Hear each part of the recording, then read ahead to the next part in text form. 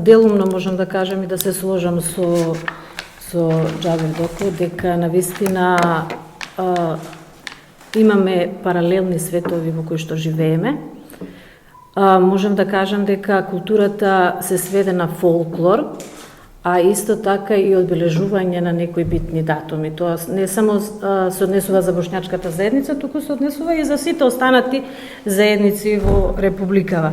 Бидејќи културата или воопшто можам да кажам дека ние живееме во еден културен мрак, каде што немаме доволен број на литературни изданија, без разлика ние имаме настава на босански јазик, настава на турски јазик, но во училиштата нема доволен број на или преведени на лектирни изданија на книгите или пак некои други додатни материјали. Така што можам слободно да речам дека и државата воопшто не вложува во тие капацитети.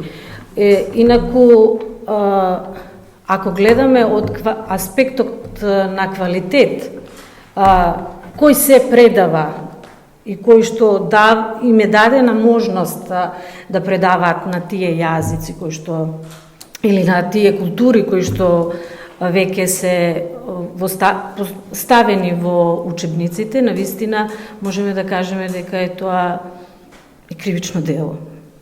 Навистина имаме голем број на наставници кои што предаваат, например, јазик и култура на босански јазик, што воопшто не го ни познаваат тој јазик. Тоа не се однесува само за бошњачката заедница, туку се однесува и за останатите заедници. Иако државата нам не е дала, ние да го спроведуваме образованието на својот мајчин јазик. Но тука се поставува едно прашање колку е квалитетна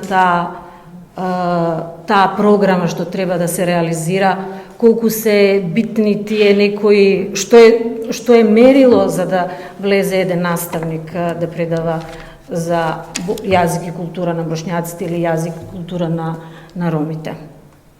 И од тој аспект навистина не е битно само да се донесат тие законски регулативи, него како ќе бидат спроведени во пракса.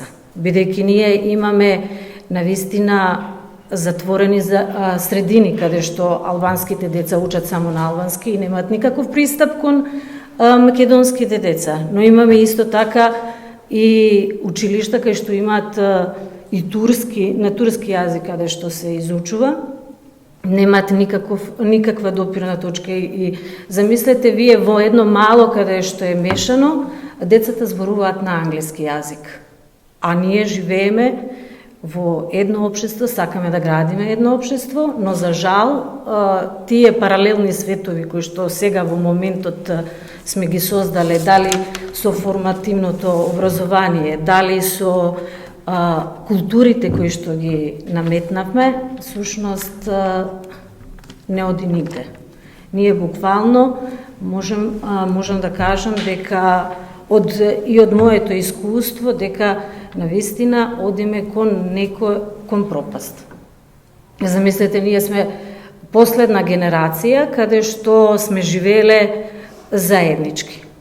И сме ги делеле истите ужинки и истите клупи. За жал сега ти да спомнеш на едно дете од аеродром да дојде во Чаир, тоа би било навистина дури фрустрирачки.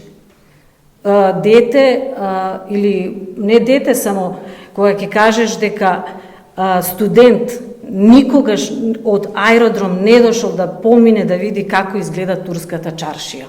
Тоа е стварно жално. И тоа е болно, а живееме во едно општество каде што сакаме да градиме еднакви култури, еднакви можности и да целиме кон Европа. Навистина треба да се запрашаме што всушност ние сакаме и од нашето општество и што ние нудиме.